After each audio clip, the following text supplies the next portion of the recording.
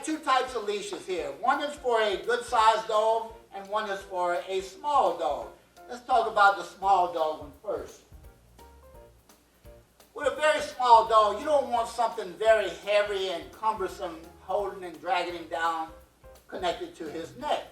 So what you want to do for dogs, let's say, that are 15 pounds, 20 pounds or less, you want to get this one here. It's about 3/8 of an inch wide and about a good 4 foot long, okay? And that's plenty for a dog that's 20 pounds or less. A dog that's bigger, you want to get one that's about 1/2 to 5/8 inches wide and about 4 to 5 foot long as well.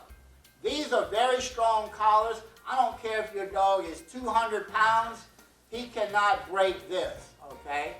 So don't get hung up on putting a nice, big, shiny chain on your dog, thinking that just because he's a big old monstrous dog, that you need that much. You don't need that much, okay?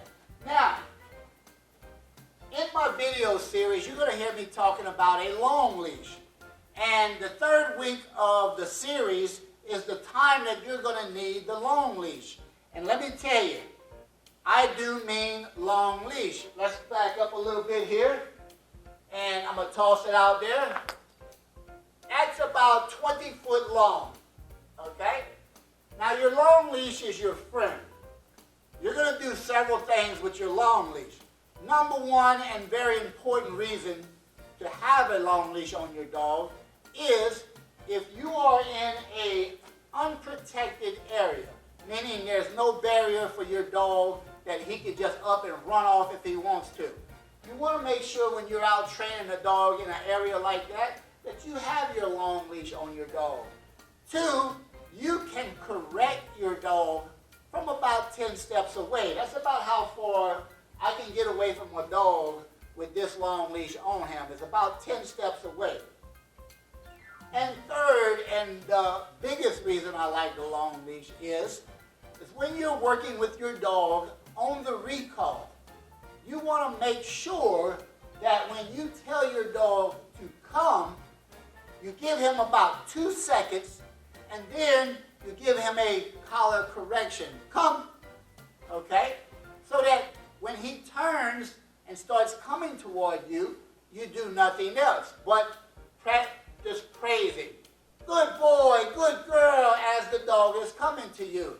Now, if the dog starts to veer off to the right or left, then of course you want to say, no, come, and get him back on course until he understands or she understands that come means come all the way to me, right in front of me. Not 4 foot out, not 5 feet over there, but come to me and sit down or stand right in front of me when I call.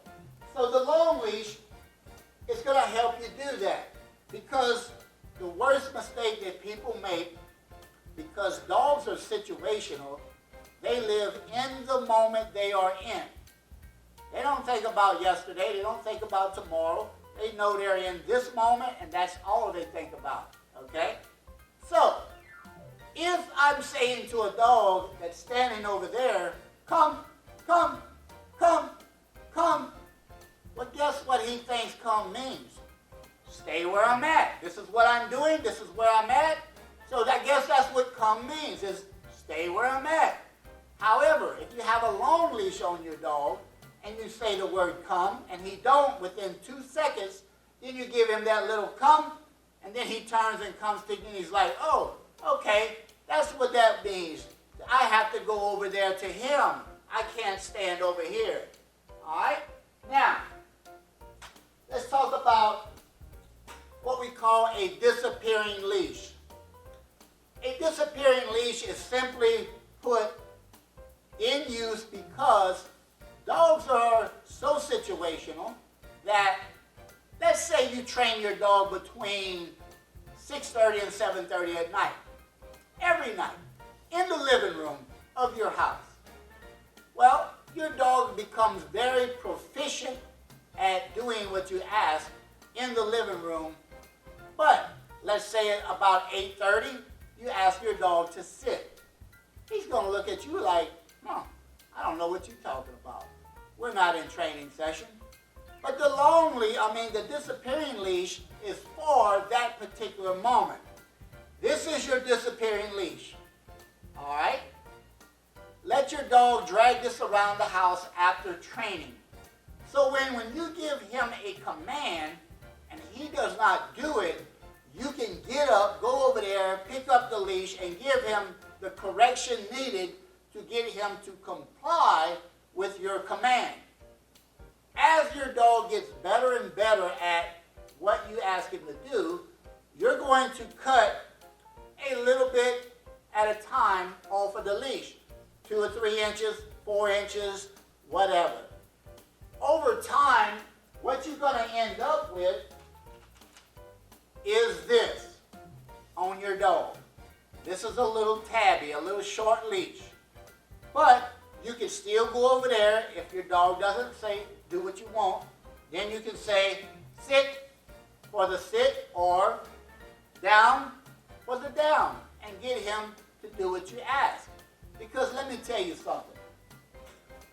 When you ask a dog to do something and you don't follow through, then your dog has your number. Never issue an order or a command to your dog and not follow through with making him do what you ask him to do. Okay?